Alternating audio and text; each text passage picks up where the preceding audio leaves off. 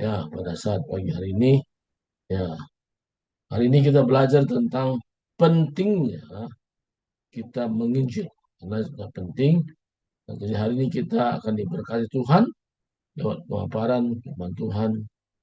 Seberapa pentingkah penginjilan itu bagi setiap orang? Sangat penting sekali kita pahami karena banyak orang hidupnya tidak bergairah karena dia nggak tahu apa tujuan Tuhan hidupnya. Dan hari ini kita belajar yaitu tentang pentingnya seseorang memberi waktunya, melibatkan diri untuk masuk dalam rencana Tuhan.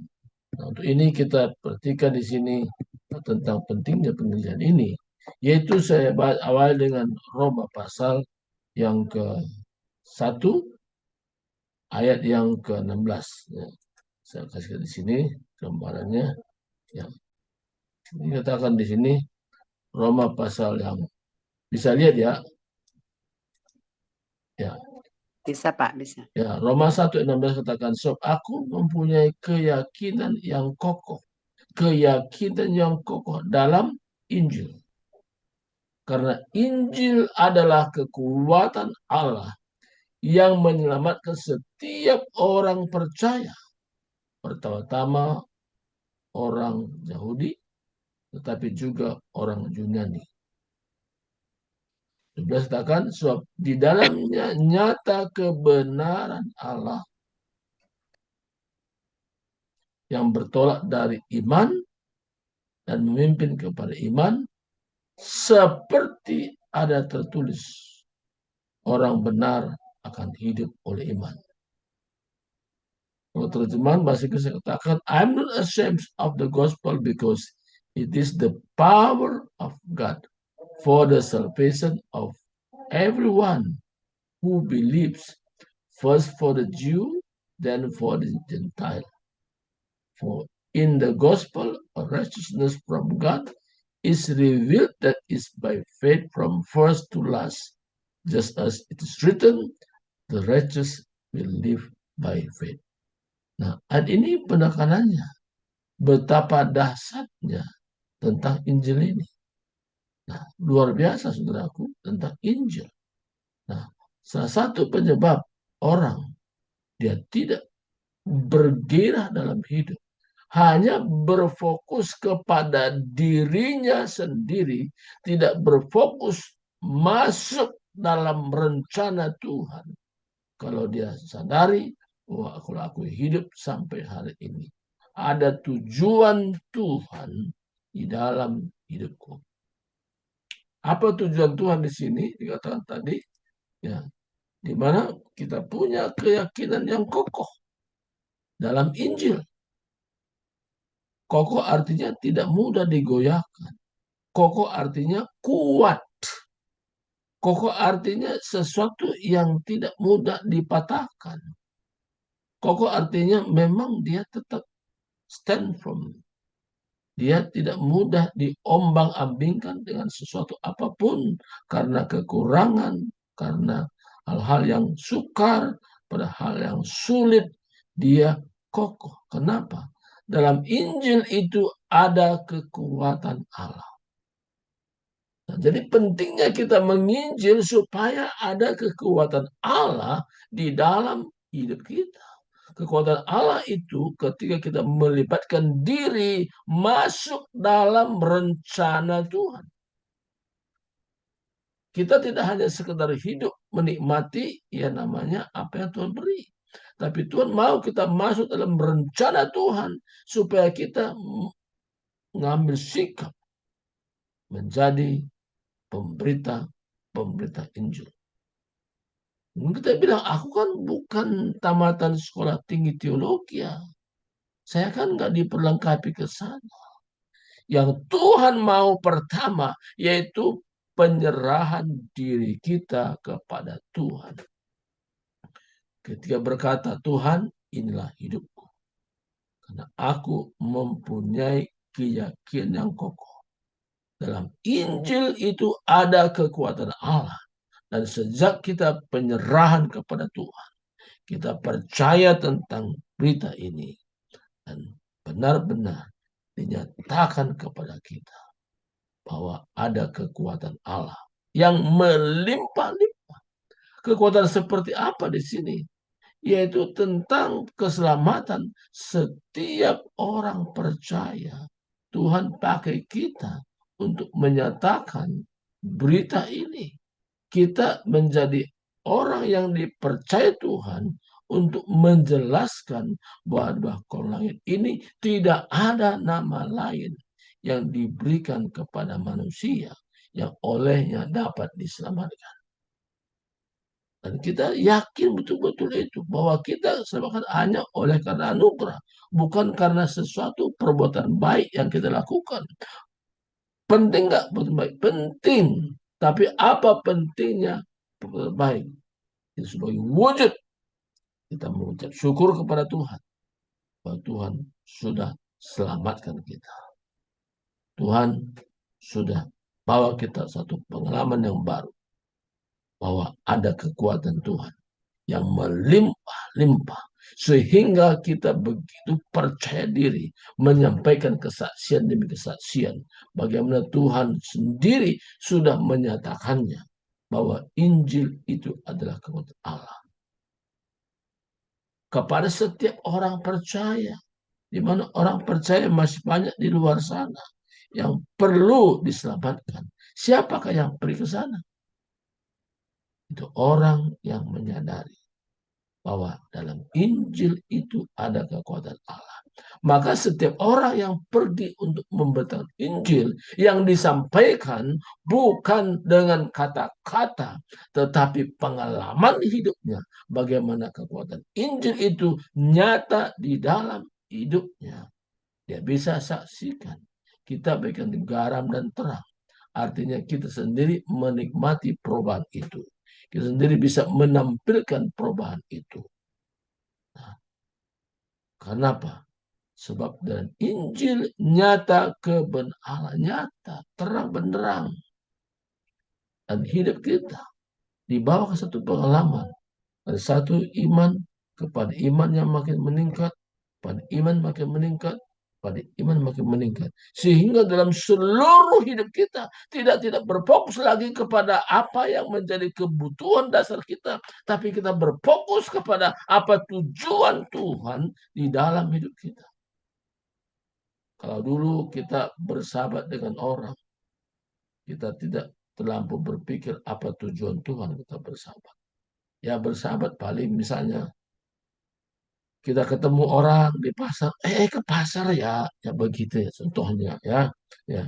Terus kita cerita yang lain tentang hidup ini. Tapi pernahkah kita berpikir bahwa ada tujuan Tuhan dalam hidup kita? Nah, dasarnya kita menginjil yaitu di mana Tuhan mau bahwa setiap pribadi kita bisa menjadi pemberita Injil, saudara. Dan Tuhan mau kita benar-benar menjadi pemberita Injil. Nah, di dalam hal ini, saudaraku, kalau kita tahu bahwa Tuhan punya tujuan bahwa kita menjadi pemberita Injil, sebagai contoh yang saya katakan di sini, ya. Nah, ini penginjilan ini sifatnya pribadi-pribadi. Kita bukan penginjil yang kelas di mana kita bikin KKR. Tidak. Kita menginjil satu pribadi ke pribadi yang lain. Apa yang kita ceritakan tentang bagaimana keselamatan yang Tuhan berikan bagi kita. Kita mempunyai keyakinan yang kokoh dalam Injil itu ada kekuatan Allah. Dan kita hidup bergairah, kita hidup bersemangat. Dan kita bilang, saya hari ini bersemangat. Bukan karena perkara materi, tapi semangat Roh Kudus memberikan pada saya. Nama tidak menjadi jaminan. Boleh namanya semangat, tapi belum tentu orangnya semangat. Ada kampung semangat, tapi apakah seluruh kampung itu semangat? Tidak juga. Jadi jelas sekali bahwa Tuhan mau kita menyampaikan Injil itu. Nah, kapan kita sampaikan Injil itu? Contohnya, Nah, ini di mana saja, kapan saja, kepada siapa saja kita sampaikan Injil. Jadi itu menjadi satu gaya hidup. Itu menjadi salah satu prioritas kita dalam hidup. Kita bertemu dengan banyak orang. Apa ketemu di arisan, ketemu di kumpulan, ketemu dalam sebuah komunitas, dan kita bisa bersaksi. Yang kita ceritakan apa? Tentang bagaimana kekuatan Allah di dalam Injil itu sendiri. Kalau kita melimpah dengan kekuatan Allah, hidup kita akan tampil berbeda. Tidak sama dengan hari-hari sebelumnya. Kalau dulu kita berpikir apa yang aku dapatkan dari Tuhan, apa yang bisa Tuhan berikan bagi saya. Nah, sekarang ada perubahan. Apa yang Tuhan suruh, apa yang Tuhan percayakan untuk aku bisa sampaikan kepada setiap orang.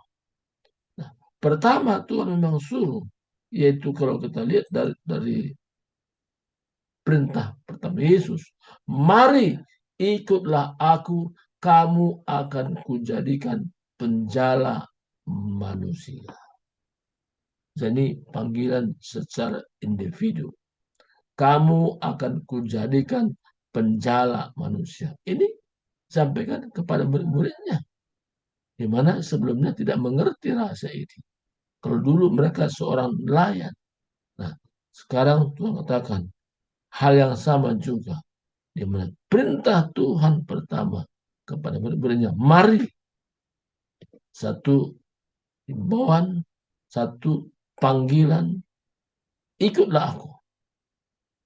Jadi untuk bergeser, kita harus ada namanya penyerahan diri. Ikutlah aku. Nah, kalau orang tidak mau menyerahkan dirinya, tidak pernah terjadi dia menjadi pemberita Injil. Tapi kalau berkata Tuhan, inilah aku siap dibentuk oleh Tuhan. Maka kamu akan kujadikan. Dia siap dibentuk seturut dengan maunya Tuhan. Nah, kalau itu menjadi bagian kita, saya percaya bahwa kita memiliki kehidupan yang bergairah. Ya. Jadi ini penting, saudaraku. Jadi kita menyampaikannya apa? Pribadi kepada pribadi. Nah, ini yang penting. Nah, tapi kenapa orang tidak mau menginjil? Nah, di sini. Nah, karena kadang-kadang, oh, waduh, ada sesuatu yang menakutkan. Ya, waduh, tidak katanya. Ya, dia tidak mau menginjil. Apa yang takuti? Yang takuti sesuatu yang belum tahu sebenarnya. Di mana takut akan tanggapan yang belum diketahui. Kalau cerita yang lain bisa dengan leluasa, cerita ke orang lain bisa. Tapi sekarang Tuhan mau ubah cara pandang kita.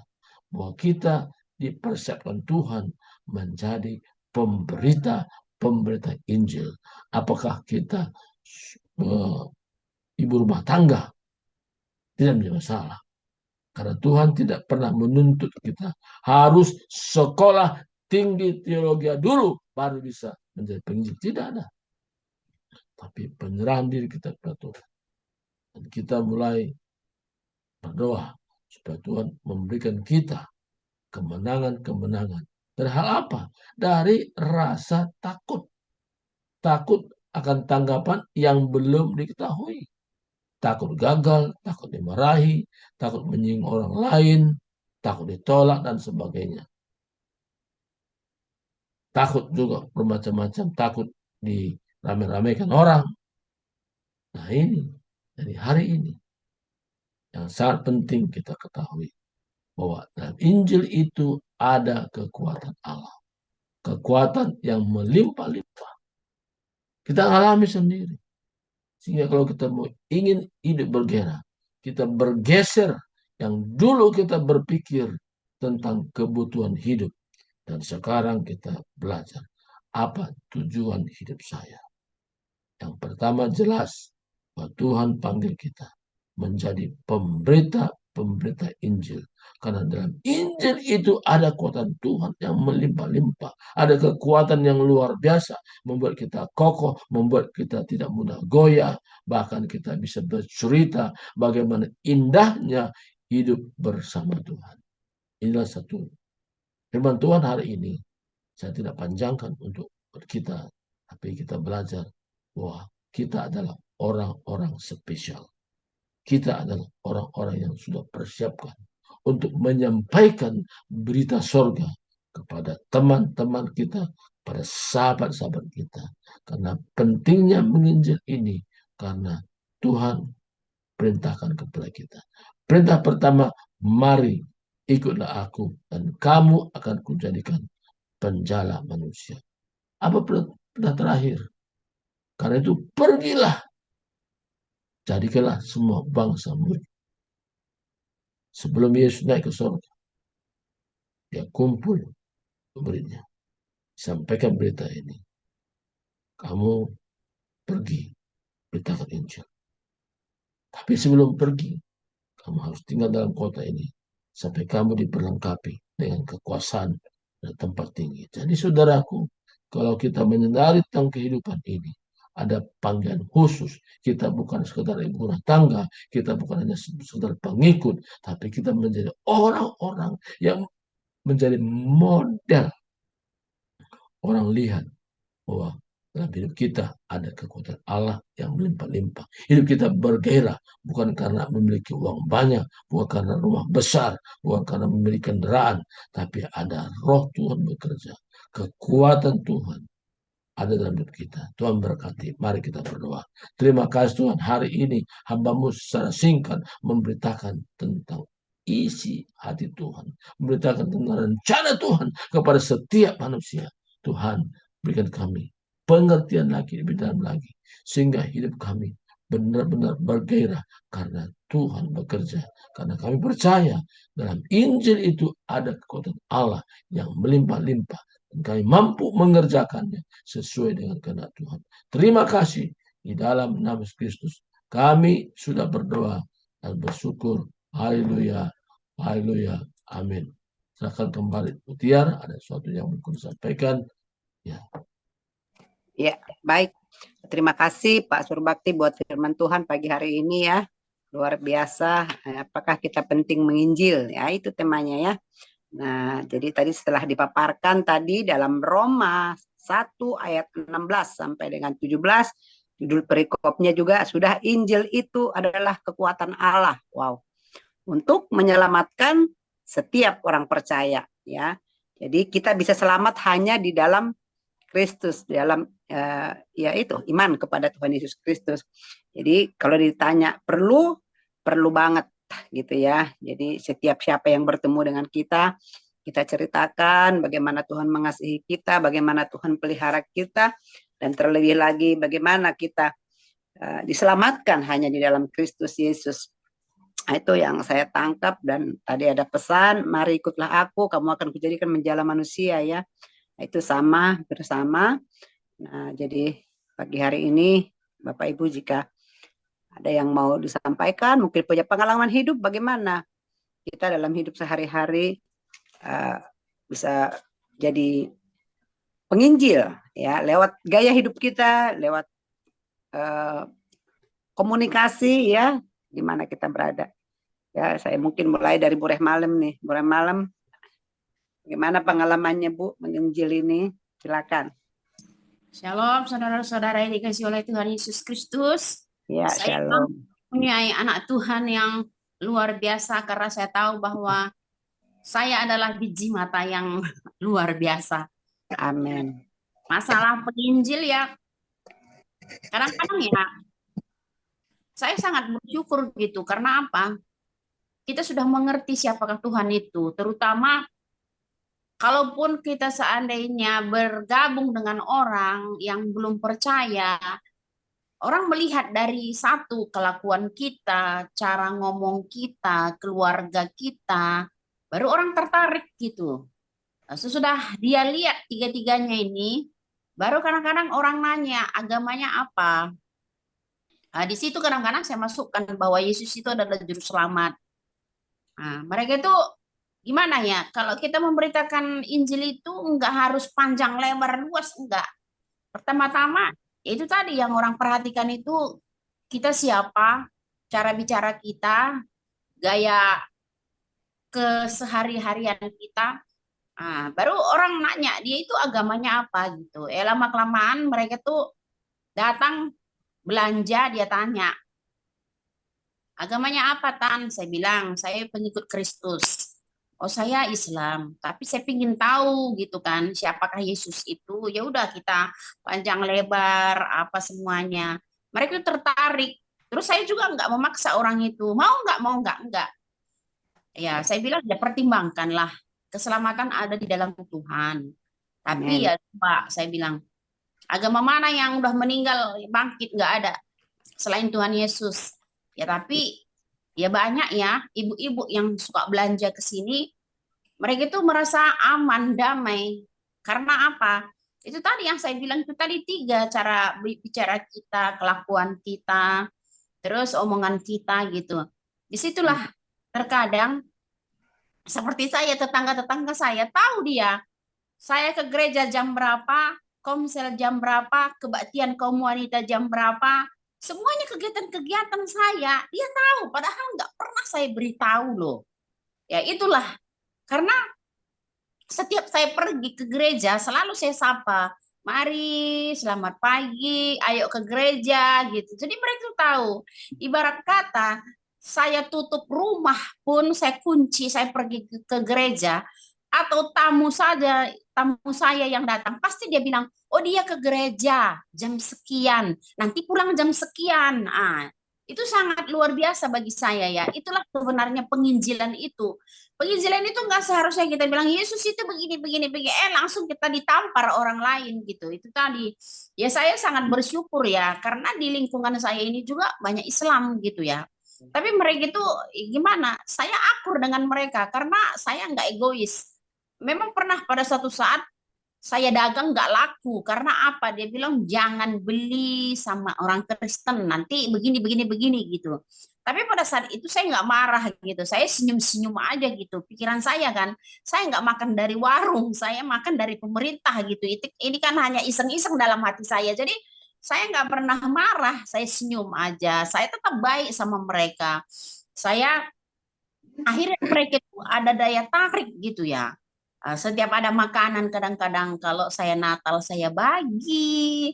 Ya saya pokoknya ya itulah penginjilan itu. Akhirnya orang tahu bahwa kita ini memang anak Tuhan yang baik. Karena ya itu tadi kekuatan Kristus itu memang ada dalam diri kita, gambaran Tuhan itu ada dalam diri kita.